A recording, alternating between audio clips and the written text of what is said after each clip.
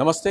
దేశవ్యాప్తంగా ఇండియా, పాకిస్తాన్ వార్‌కి సంబంధించి ఉద్రిక్తత నెలకొంది. ఈ నేపథ్యంలో ఇటు మన కేంద్రం ప్రభుత్వం గూడా మన ఇండియన్ ఆర్మీ కావచ్చు, ఎయిర్ ఫోర్స్ కావచ్చు, డిఫెన్స్ కావచ్చు కంప్లీట్‌గా గూడా మేము గూడా రెడీగా ఉన్నామని చెప్పేసి అంతే ధీటుగా గూడా బదిలిస్తున్న పరిస్థితి పాకిస్తాన్‌కి.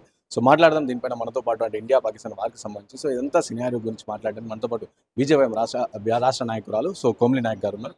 మేడం చెప్పండి, ఎట్లా చూడొచ్చు ఈ కంప్లీట్ వార్ పహల్గామ్ ఘటన అక్కడి నుంచి మనం స్టార్ట్ చేస్తే ఎట్లా చూడొచ్చు? నమస్తే జీ.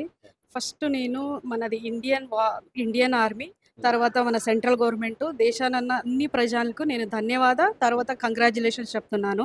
ఎందుకంటే వన్ వీక్ నుంచి చూస్తున్నాము అక్కడ వారు అంటే అలా వన్ సైడ్ అయింది. ఎందుకంటే మన శక్తి ఇండియా అంటే ఒక భారతదేశ అంటే విశ్వలోనే 4th లార్జెస్ట్ ఆర్మీ ఉన్న వాళ్ళ దేశ. అది అస్సలు మన ఇండియా చూస్తే అసలు ఏం కాదే కాదు. అక్కడ తినడానికి కూడా పరిస్థితి లేదు. అంత పరిస్థితిలో ఉన్న పాకిస్తానా మన భారతదేశ ఎక్కడ 4th లార్జెస్ట్ ఆర్మీ, ఇప్పుడు 3rd లార్జెస్ట్ ఎకనామీ ఉన్న భారతదేశ ఎక్కడ, మన జనాలు ఎక్కడ, మా పవర్ ఎక్కడ? మనకి ఇప్పుడు చెరగొట్టి ఇక్కడ చేస్తారంటే మీరు ఒక్క మాట నేను చెప్తాను. ఇప్పుడు ఆపరేషన్ సింధూర్ అంతేనే ఎందుకు పెట్టామంటే అప్పుడు ఆ ఘటన నడిసిన టైంలో ఏమైందంటే మీరు వెళ్ళి మోదీకి చెప్పు మీ ధర్మ ఏమో అంతే చెక్ చేసి అలా ప్యాంట్ అలా రిమూవ్ చేసి అలా అది అసహ్యంగా చేశారు. ఇప్పుడు సింధూర్ అంతేనే ఎందుకు పెట్టామంటే అప్పుడు ధర్म पूछ के मारा था ना, अभी धर्म बता के मार रहे हैं. ఇది ఫస్ట్ పాయింట్.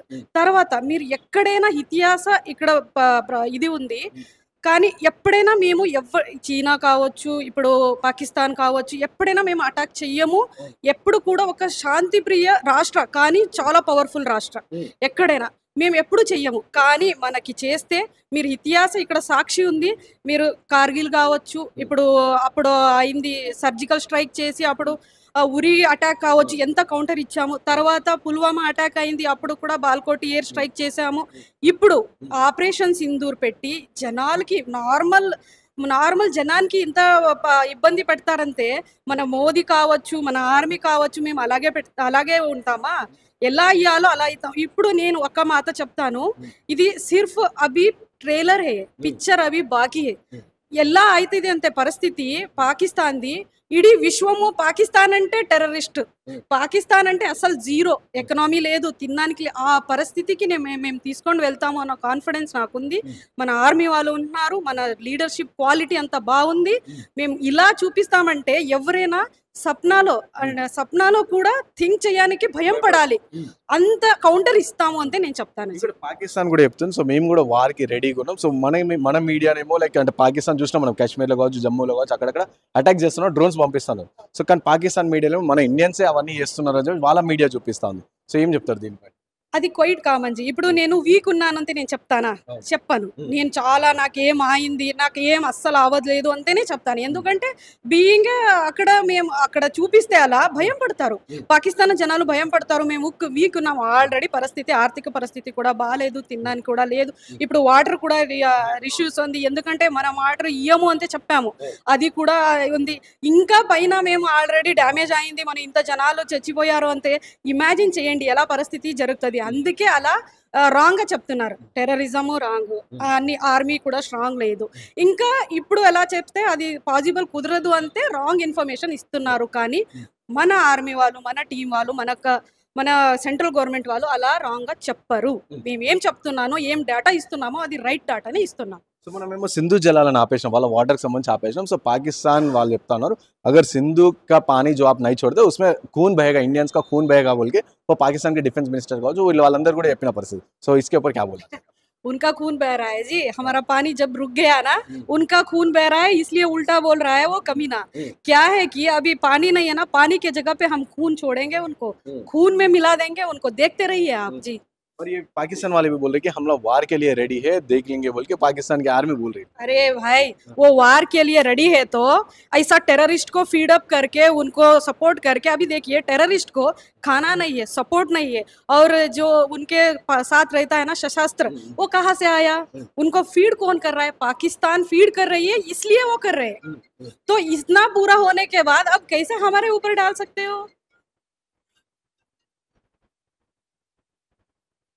बिना उनके सपोर्ट, बिना उनके फाइनेंशियल सपोर्ट हो, कानी शस्त्र को देने का हो, कोई भी जो भी हो, बिना उनके कॉन्फिडेंस, उनके सपोर्ट, उनके एंकरेजमेंट के बिना टेररिज्म नहीं चल सकता है। अभी टेररिज्म वही करके हम युद्ध के लिए तैयार है। अगर कमीना वो पाकिस्तान तो युद्ध के लिए तैयार होता तो ये टेररिज्म क्यों करता? आता सामने बैठता, मैं युद्ध के लिए तैयार हूँ, आप भी आ जाओ, आप भी रेडी हो जाओ करके बोलते। वो एक युद्ध की एक पद्धति होती है, पद्धति नहीं है, इसलिए ऐसा घुस घुस के आके मारते हैं और एक छोटा काम करने के बाद इतना सब कुछ ये करके चले जाते हैं। ऐसा क्या बोलना चाह रहे, लाइक पाकिस्तान में देखो तो अब ऑलरेडी वार चल रहा है उधर, और उनका इकोनॉमी भी गिर जा रहा है, तो अपना इंडिया का परिस्थिति कैसा रहता बोलते, क्या बोलते हैं अपना, मतलब इंडिया का में भी इकोनॉमी का प्रॉब्लम क्राइसिस आते हैं बोल के भी बोल रहे थोड़े, तो इसके ऊपर जी बिल्कुल, छोटी जे जे इतनी छोटी सी भी प्रॉब्लम हमें नहीं होगी, क्योंकि हम इतना पावरफुल में, मैं ऑलरेडी रिपीटेडली बोल रही हूँ, we are like most powerful country in world. I am not say telling, and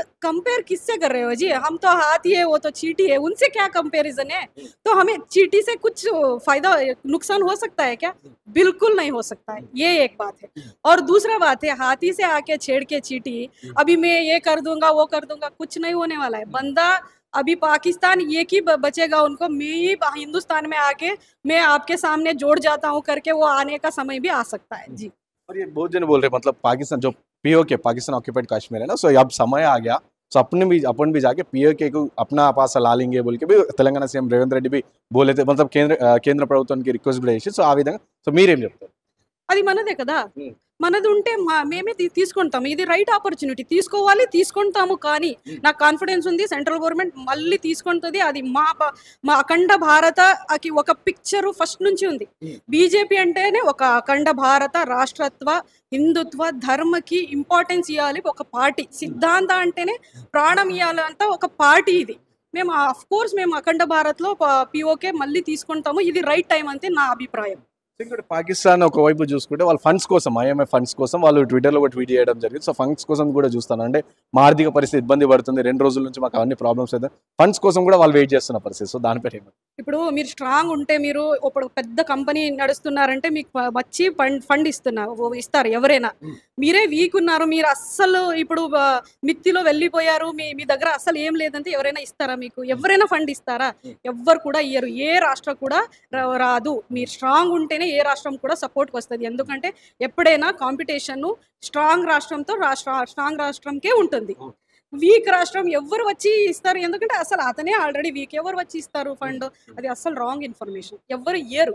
और थोड़े जन बोल रहे कि वार कहीं को शांत हो गया तो बहुत सेना, मतलब उनला आके अपने ऊपर अटैक करे, सो अपन इनके ऊपर हो गया ना, उसके ऊपर कहीं को और शांत बैठो तो चलता ना बोल के थोड़े जन बोल रहे, मतलब वार भी आ रहा है, इसके ऊपर क्या बोलना चाहते? जी शांत हम हमेशा बैठे रहते हैं, लेकिन आके छेड़ दिया सोचो कभी भी नहीं छोड़ेंगे, ऐसा घुसा के मार देंगे. पैंट उतार के देखा था ना, अभी पैंट पहन नहीं पाएगा, ऐसा करके छोड़ेंगे. हम क्यों छोड़ेंगे? शांति में हम भरोसा रखने वाले हैं, लेकिन धर्म के बारे में आए, देश के बारे में आए, राष्ट्रत्व के बारे में आए तो हम कायर बैठने वाले नहीं है.